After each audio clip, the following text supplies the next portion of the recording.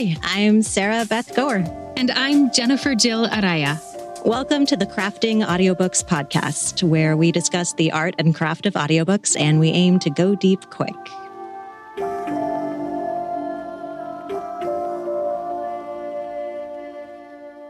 Hello and welcome, everyone. We are so excited that you're here with us for today's episode of the Crafting Audiobooks podcast.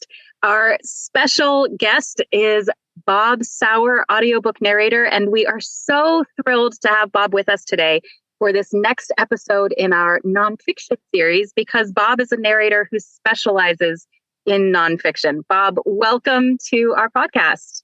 Well, I'm delighted to be here. Thank you, Jennifer. Absolutely. And we are absolutely. And we are delighted to have you too. I'm going to jump right into our first question because we're a podcast that goes deep quick. And that first question talks about your process, Bob. So when you are in the booth and you're ready to start narrating one of your nonfiction titles, how do you approach that process? I mean, as a nonfiction narrator, you know that what you're speaking into that microphone is the author's thoughts and feelings. So how do you go about that? Well, that's a very good point, Jennifer, that my acting job in nonfiction narration is to play the part of the author. And a couple of years ago, during the pandemic lockdowns, I took part in a workshop, online Zoom workshop with Paul Allen Rubin that was specifically aimed at nonfiction narration and raising your game.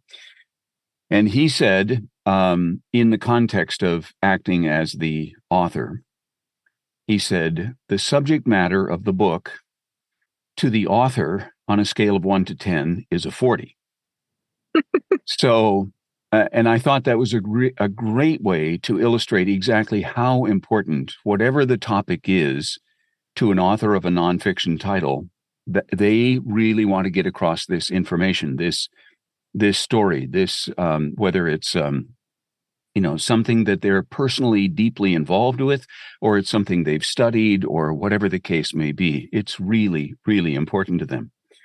So my first thing that I do during the time when I'm prepping the book is look at it from the point of view that the author considers this really important stuff. And then from there, it's really a matter of taking that story and unpacking it as I go, keeping in mind that I have a musical background. I know you do too, Jennifer. Mm-hmm. I don't know about you, Sarah, because we haven't known each other for more than a few seconds now. But my background was I studied to be an opera singer for over 10 years. And one of the things I vividly remember from those years of studying, my primary vocal coach talked about how the music's already happening. It's like a river. It's already going on. When you begin to sing, you step into the river and you flow along with it. And when you get to the end of the song, you step back out of the river. But the music is already going on. And I sort of see audiobook narration, and whether for me, it's nonfiction because that's all I do. It's already happening. The story is there. It's in motion. It's on the page. And my job is to bring that to life, as it were, and present it, that information, that perspective, that point of view. I got to say, sometimes I narrate authors with whom I disagree quite strongly. I do a lot of Christian and religious and nonfiction work, and I don't agree theologically with everybody that I narrate. But my job is not to judge the material or even to think about the fact that I might disagree on some finer points of theology, but simply to present the information that's important to the author. I love that image of stepping into something that's already in motion. That is just beautiful. Yeah, the music's there. It's all around us. It's in the universe. Wow. Yeah, I love that perspective too. And it really helps me when we're working on an audiobook. The words are already there on the page. Even if it hasn't been published yet, it's been gone over by not only the author, but editors and proofers and all of that with the various publishing companies. So, yeah, it's in motion, and it's simply a matter of joining it for the time when you're narrating it. Wow. Yeah, I feel like that's putting into beautiful words something that I too experience in my narration. as you said, it would apply to fiction or nonfiction, but that I hadn't articulated in that way. And it's just such a beautiful metaphor. It was Donald Voles who was my vocal coach back then. I have to give the credit to him. Well, thank you, Donald Voles, for that amazing image that applies so well to audiobook narration, too. Yes, indeed. And I love, too, what you're saying about, your job as a nonfiction narrator is an acting job, and you're playing the part of this author, and this author really, the subject is so important to them that it's a 40 out of 10. That I think that really brings to light what we hope, a element we hope to highlight in this nonfiction series, that it is acting as well, and there's so much craft that goes into it as well. Right, and I think there's a sort of balancing act that's going on here, because on the one hand, you are playing the author, right?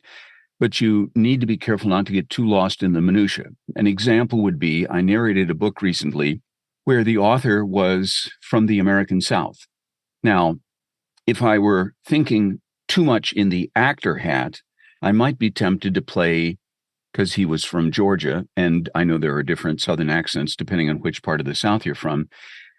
And, I might be tempted to think, well, I should do this because I'm playing this guy, I should do it with his accent. But that's not why I was hired to narrate it. I was hired to narrate it, with me telling the story. So I set that part of it aside, because to me, that's sort of gilding the lily. It's doing more than is really required. Now, if the publisher says, and we want you to do this with a German accent or, a Southern accent or whatever, well, you either accept the job or you don't. But if you say yes, then you got to do what they're asking you to do. So far, I've narrated over 300 nonfiction titles, some of them pretty long. No publisher has ever asked me to adopt any sort of accent or, any kind of style of, acting sort of stuff like that. While doing that nonfiction, they're hiring me to narrate it, so they know what they're getting. Sure. A North American middle-aged male. Right. Yeah. And there's, like you said, that balance between embodying the, maybe external accent characteristics of the author versus embodying the passion that they have for the topic they've written about.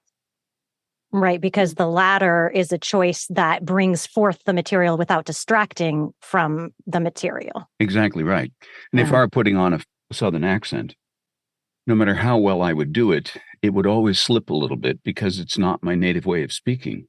And so there's always the risk that you're going to drive the person out of the story because of the way you're performing. It's why, for example, when I'm, sometimes I'll do a biography in which there are quotes from various people. And even if it's somebody, let me give you an example, John F. Kennedy, from when he was the president, his voice from news broadcasts and archival footage and so forth is very familiar to us. But I think it would be, in almost every case, it would be a colossal mistake to do an impression of former President Kennedy, because now you're calling attention to you as a performer and not the story. And the point is, it's the story that you're telling. And to me, keeping your eyeballs on the story and what's the arc of the story and where are we going and how are we telling it as effectively as we possibly can, that's where the focus needs to be, not on your performance. Sure. The focus needs to be on the content of the material. Exactly. Bob, what is one audiobook that you have worked on that you're very proud of and you just think just about everyone should go listen to it? What title comes to mind? Well, I would say there's a book about the Apollo space mission from 1969, and it includes a lot of information from the years prior to that, the establishment of NASA and so forth, starting in the late 50s. It's called Apollo, and that's a title that I feel very good about, and I think it's also a wonderful story. If I'm allowed to add a couple of other titles to the list, sure, go for it. There's the single biggest project that I ever worked on was a title called The Treasury of David, which is an examination of and commentary on the 150 Psalms from the Bible, from the Old Testament and the Bible. And it's a very meticulous, detailed examination of every verse of every Psalm. The total running time when we were finished in 5 volumes was 234 and a half finished hours. Oh my gosh. That is a big project. Yes. Yeah, it took 14 months. And it isn't just the size of the thing. It's also the fact it was written by Charles Spurgeon, who was a 19th century Baptist preacher in London. But he was also a person of great intellect and great training. And so the way in which he goes about studying the Psalms really brings to life the point and the background and the, author attributions and so forth of all of this material. I found it incredibly fascinating, and really insightful. So to me, that was just a great experience going through. And of course, when you get to the far end of it, it's like, wow, I can't believe I got through that whole thing. But it was that was something. I really enjoyed it. I think to spend 14 months and over 200 finished hours on a single project, your passion for the topic might need to be that 40 that we were talking about, the author's passion being. Yeah, man. Indeed. Man. So I have a sort of just an informational question. So I know you've recorded the Bible. Was your recording of the Bible shorter or longer than that 200-hour examination of the Psalms? The Bible, when it's finished, is about 72 finished hours. So it's, only a third the size of that Treasury of David piece. Yeah, I've actually recorded the Bible 3 times. And if it's of any interest, the very first audiobook I did in 2006 was the New King James translation of the Bible for Thomas Nelson. That was nothing my first like jumping in the deep end. My goodness, yes. I can't imagine my first audiobook being 72 hours long.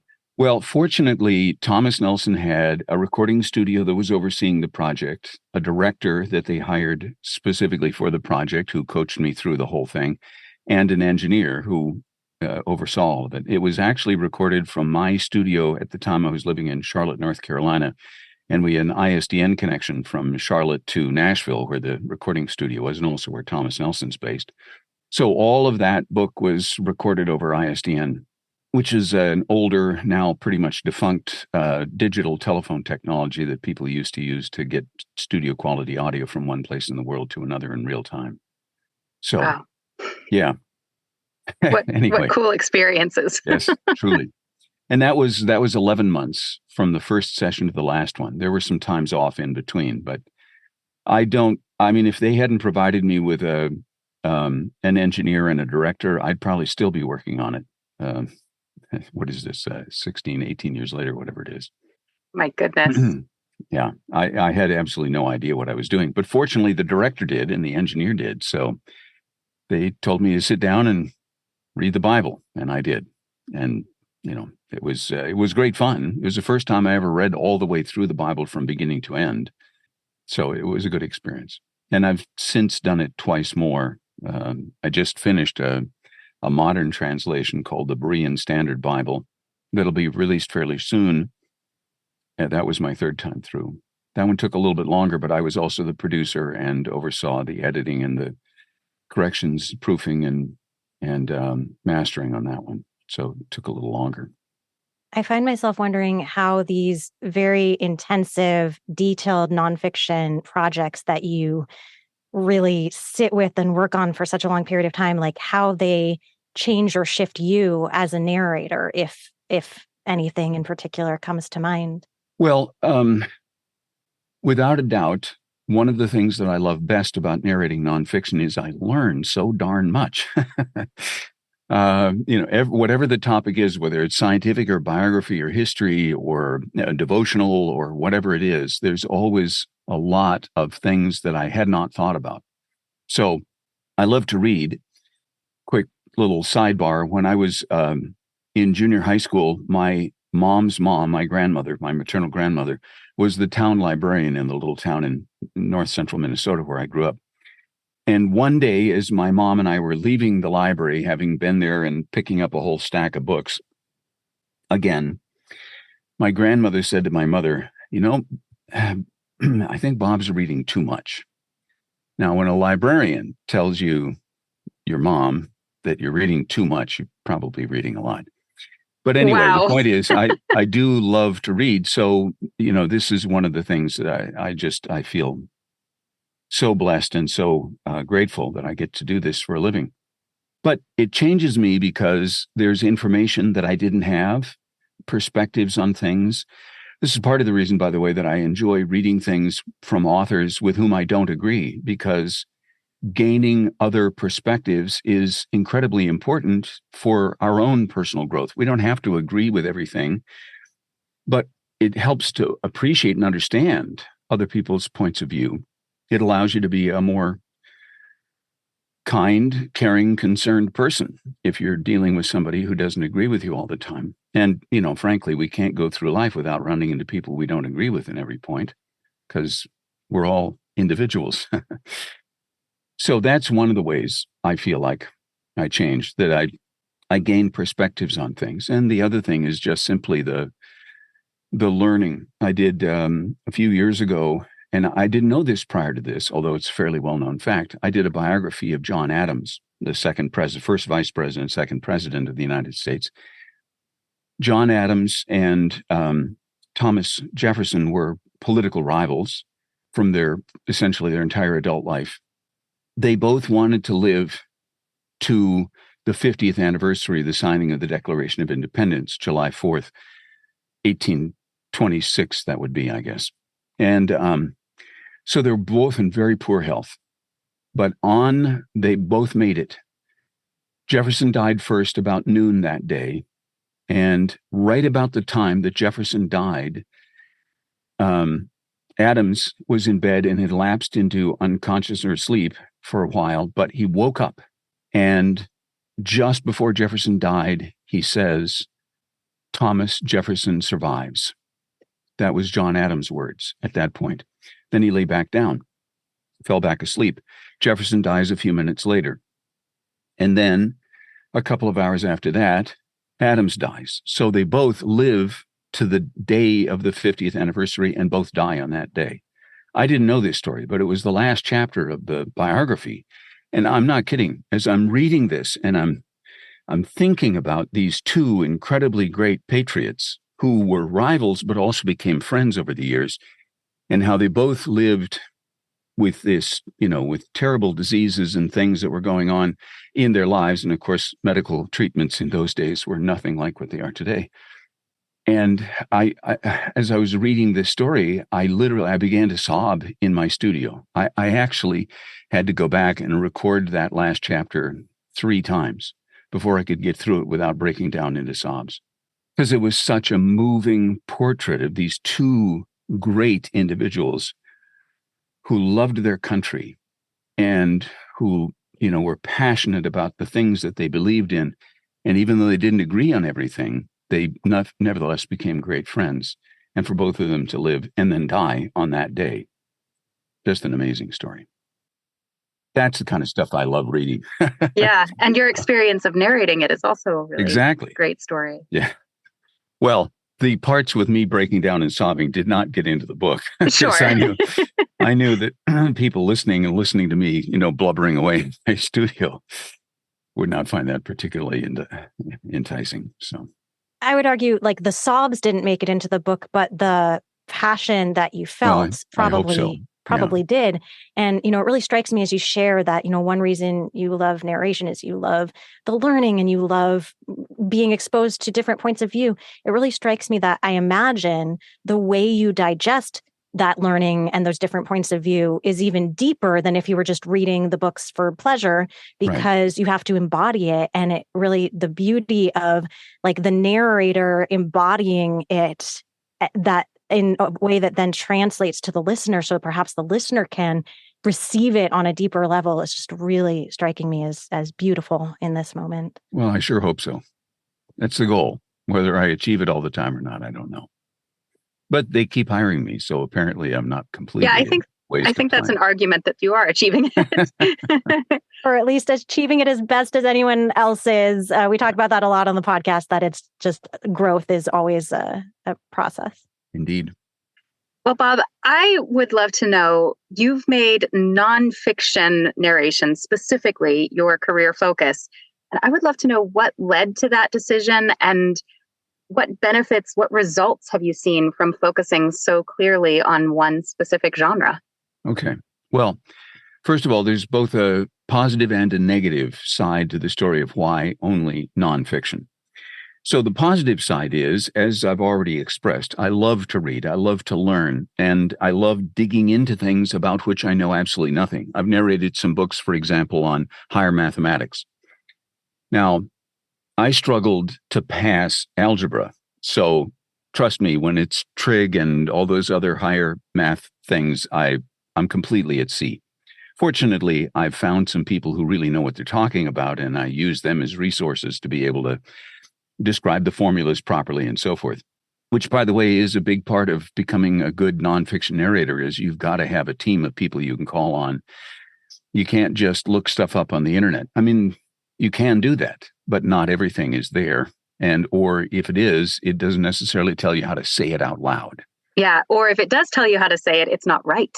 That's my problem a lot. There is that issue too. So you do need to talk to people. Well, anyway, so the positive side is I love doing that. The other side of it is when I was first starting out in 2006, I did the Bible, and then I did a few fiction titles, just 3 or 4, real early on.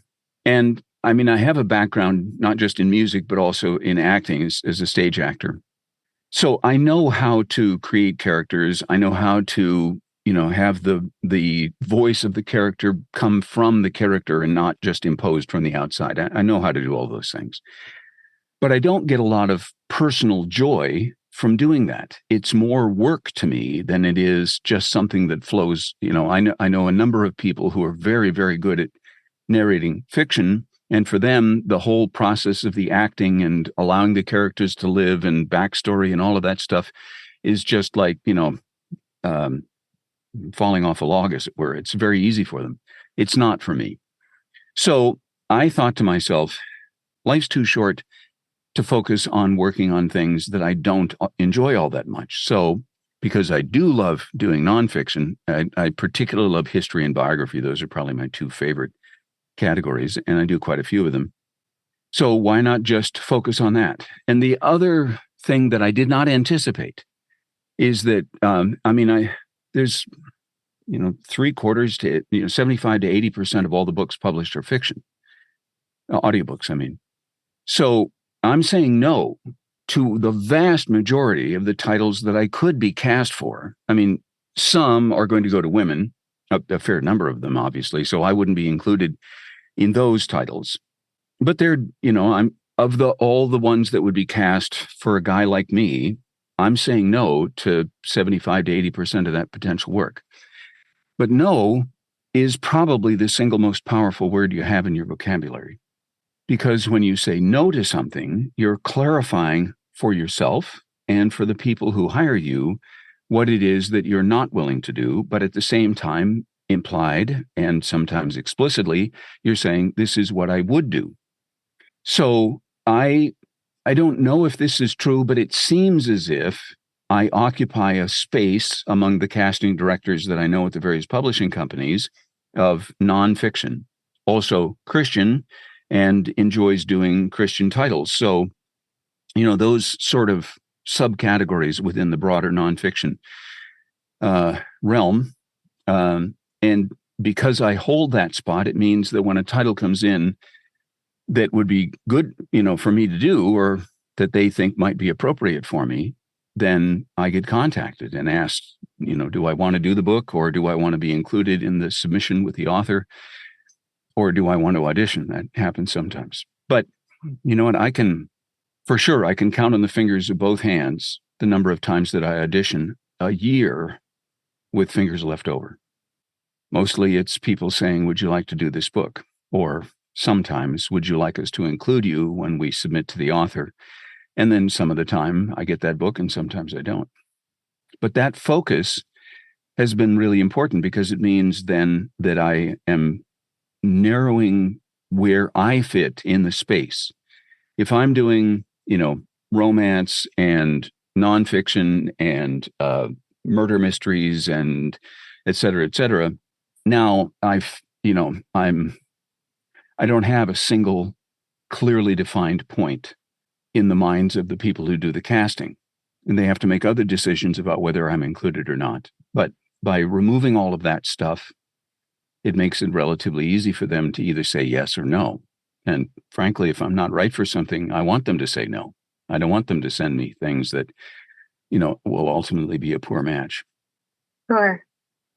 I think two of the things you said in your answer would be amazing life advice, which is follow your joy and say no to things that aren't right for you and set appropriate boundaries. That's really good advice. If you don't say no and you go ahead and do something that in your heart is not right for you, or it's going to bother you, whether it's emotionally or morally or whatever. I did a book recently that was, it was a memoir written by a young man who went through some really, really painful experiences as a child. And, for some people, even just telling that story would trigger for them memories of things that would be, potentially debilitating or throw them into a tailspin of depression or whatever. So I think saying no to the things that are not right for you is incredibly important, because you need to focus on the stuff that you're right for and that you want to do.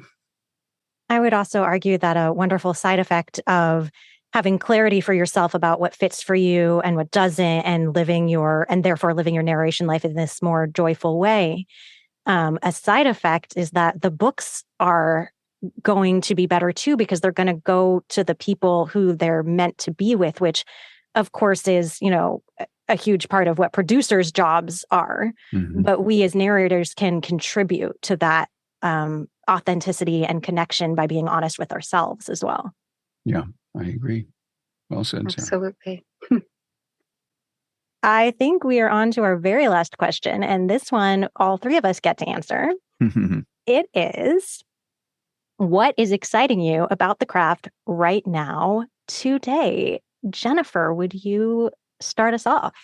Sure. So since we're talking about nonfiction, as I was thinking about what I wanted to talk about and what is exciting me today, what came to mind is a book that I just got hired to do a couple days ago. And it's a nonfiction book for parents about how to handle special needs that their children might have. And I was sort of glancing through the manuscript after it arrived, the day that I was selected for the project. And I was struck by how many different ways the author is teaching, because it's essentially a teaching book. The author wants to teach parents how to handle these specific situations with their children. And there are moments of humor, and there are examples that she's giving, like little case studies, and she gives them steps, like 1, 2, 3, 4, do these things. She gives them exercises to try out and explains the science behind all of this and just all the different ways of teaching.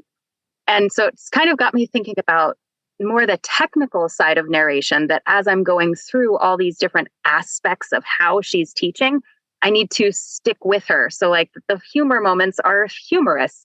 And so that when I'm giving those steps, that someone who's listening is going to be able to follow along with those steps, that I'm not rushing through them or taking too much time. And for the examples, that I'm pulling out the points that the author is trying to make. When I'm giving exercises, it's clear how the parent is supposed to take this and use it. So I guess just what's exciting me is how the text tells us what style to narrate in, whether it should be humorous or a list or, explanatory or whatnot, that if we follow what the author is doing in terms of how they're teaching, that we'll be able to similarly allow the listener to learn the way that the author wants. So just kind of noticing that about my script was exciting to me.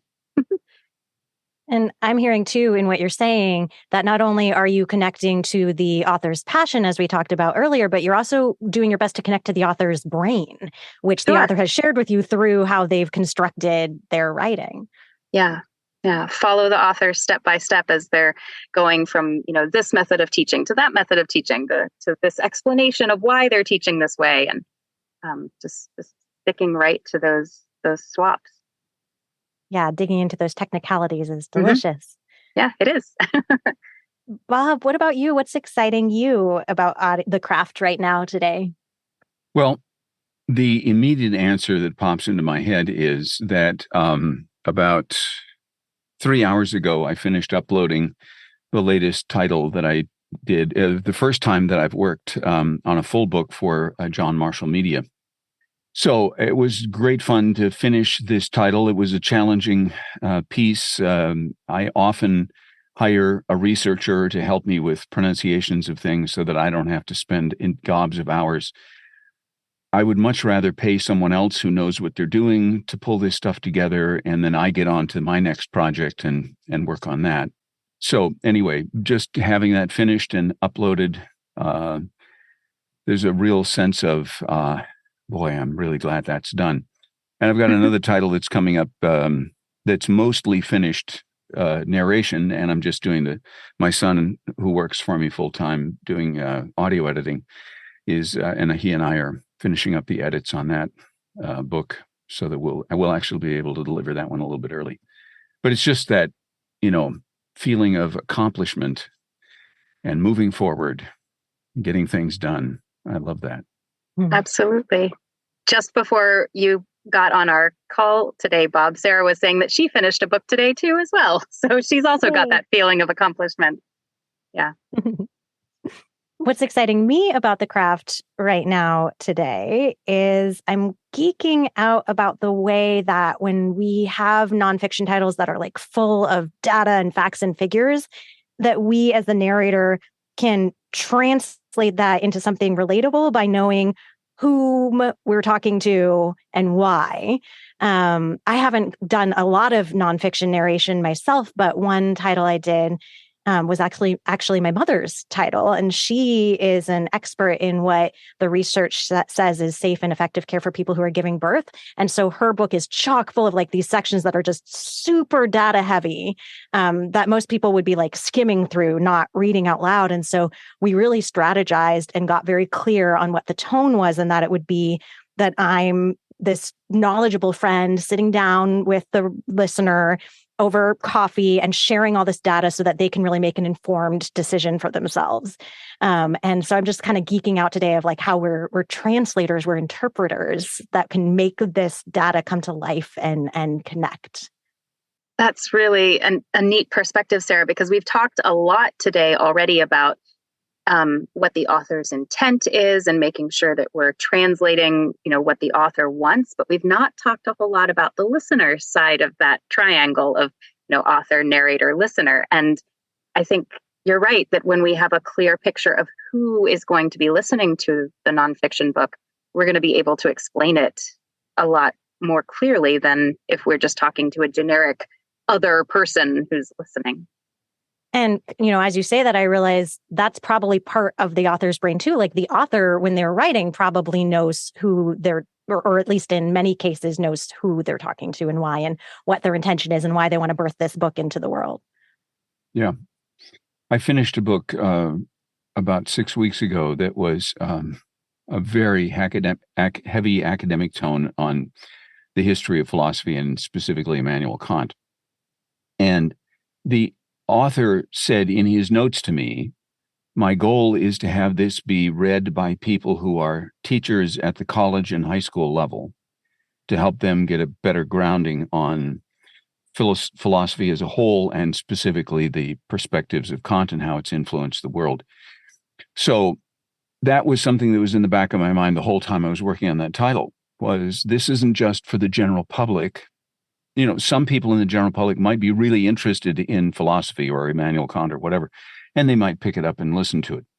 But the goal is to market it to people who are actually teaching. And so, I could take a slightly more academic approach to the subject matter because those were the people who were the targets for that book. And that's what would connect with them more. Like if you imagined Right. you were standing on a stage speaking to that group Correct. of people, you'd just want to speak to them in a certain way. If you Right. spoke to them this other way for the general public, they'd be like, why are you talking down to me? I already understand Correct. what you're saying. And yeah, that makes so Yeah. much sense. That does absolutely make so much sense. Well, Bob, thank you so much for being here and sharing your thoughts with us. It has been a delight. My pleasure, truly. Thanks so much for listening to Crafting Audiobooks. We've been your hosts, Sarah Beth Goer and Jennifer Jill Araya, wishing you happy audiobook listening and/or crafting. Bye for now.